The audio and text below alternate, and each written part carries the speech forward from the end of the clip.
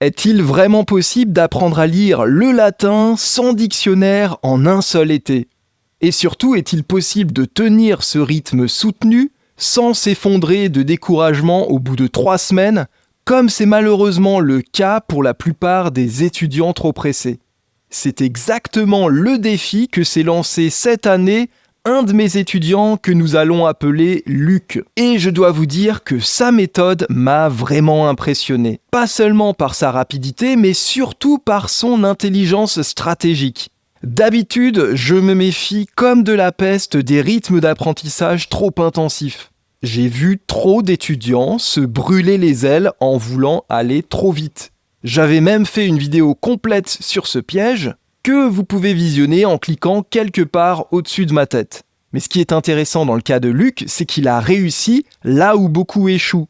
Il avance en effet à marche forcée tout en préservant et même en renforçant sa motivation. Comment fait-il? C'est ce que nous allons découvrir ensemble. Mais d'abord, si vous êtes totalement débutant en latin, je vous recommande vivement mon programme gratuit. Lisez et comprenez dès aujourd'hui vos 7 premières pages de latin.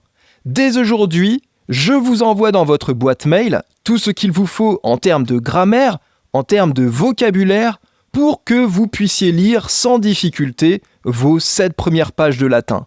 C'est un programme gratuit auquel vous pouvez vous inscrire en cliquant sur le lien dans la description de cette vidéo. Alors, qui est Luc exactement? Ce n'est pas un débutant complet, il étudie en effet le latin en classe préparatoire. Mais attention, pas dans n'importe quelle prépa. Luc se destine en effet au concours d'entrée de l'École nationale des chartes. Cette école spécialise ses étudiants dans l'étude des manuscrits anciens. Donc pour Luc, le latin ne sera pas une matière comme une autre. Ça risque juste d'être l'outil central de son futur métier. Quand on sait qu'un chartiste peut passer des journées entières à déchiffrer des manuscrits du Moyen-Âge, on comprend que la maîtrise parfaite du latin n'est pas négociable. C'est dans ce contexte qu'il m'a contacté le 7 juin dernier avec un objectif très précis. Passer du chapitre 5 au chapitre 20 de Familia Romana avant la fin du mois. Pour ceux qui ne connaîtraient pas encore Familia Romana, c'est la méthode de latin qui permet d'apprendre à lire cette langue de manière fluide, sans dictionnaire. Vous en trouverez les références exactes dans la description de cette vidéo. Nous sommes aujourd'hui le 26 juin. Où Luc en est-il de son défi? Très concrètement, à l'heure où je tourne cette vidéo, soit à peu près 2 semaines et demie après notre premier rendez-vous, Luc vient de terminer le chapitre 18. Il maintient à peu près un rythme d'un chapitre par jour, ce qui représente très concrètement pour chaque chapitre la lecture complète du texte, l'assimilation de la grammaire nouvelle et l'apprentissage d'une trentaine de mots de vocabulaire environ, tous les jours. Cela signifie qu'il consacre quotidiennement au latin 2 heures de travail personnel, plus 1 heure de visio avec moi, essentiellement pour faire ensemble les exercices de fin de chapitre, pour vérifier que tout soit bien compris, pour éventuellement poser des questions sur des passages qui ont présenté des difficultés. Donc nous parlons d'un minimum de 3 heures de latin par jour, 6 jours sur 7 environ. En théorie, c'est exactement le type de rythme qui devrait mener à l'épuisement puis à l'abandon. En pratique, Luc semble plus motivé que jamais. Quel est son secret? Il n'a pas simplement organisé son apprentissage, il a également trouvé le moyen d'alimenter son capital motivation. Ce que Luc a bien compris, c'est que la motivation ne peut pas reposer sur la seule force de la volonté. Elle doit être construite sur des fondations solides. Et ces fondations, ce sont 4 piliers que je vais vous détailler. Restez bien jusqu'au 4e parce que c'est le plus important. Premier pilier, un objectif précis avec une échéance non négociable. Luc ne s'est pas dit vaguement « je veux progresser en latin cet été ». Il s'est fixé un objectif ultra précis. Terminer le chapitre 20 de Familia Romana avant le 30 juin.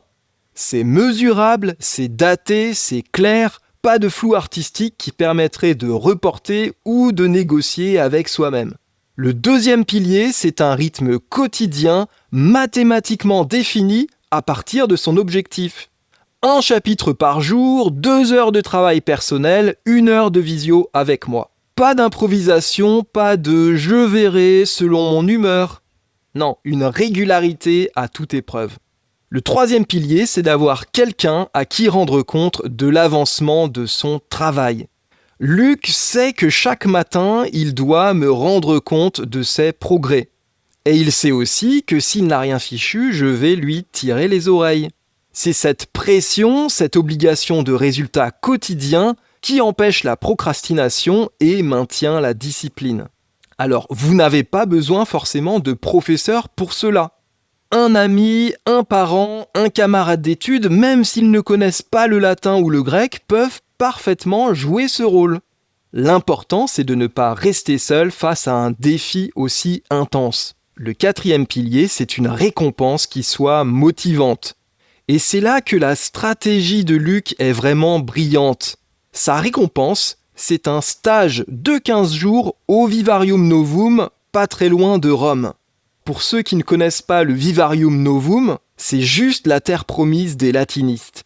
C'est une école internationale où on apprend le latin et le grec ancien comme des langues vivantes. Les cours, les repas, les conversations se déroulent intégralement en latin ou en grec ancien.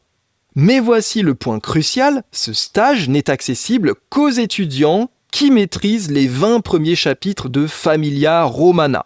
Il n'y a pas de négociation possible, pas de chapitre 20, pas de stage. Le génie de cette approche réside dans la cohérence parfaite entre l'effort et la récompense. Luc ne se promet pas un voyage à Disneyland ou une semaine de vacances aux Bahamas. Il se promet quelque chose qui va prolonger et intensifier son apprentissage du latin. Et c'est là que se trouve toute la différence. S'il s'était promis Disneyland, il aurait peut-être tenu jusqu'au chapitre 20, il aurait profité de sa récompense, puis il aurait probablement tout abandonné. Là, sa récompense est un accélérateur qui va le propulser vers un niveau encore supérieur. Au Vivarium Novum, Luc va passer 6 heures par jour à étudier le latin. Il va couvrir les chapitres 21 à 35 de Familia Romana. Donc sachant que le stage dure 2 semaines, il va rester au rythme d'un chapitre par jour en moyenne.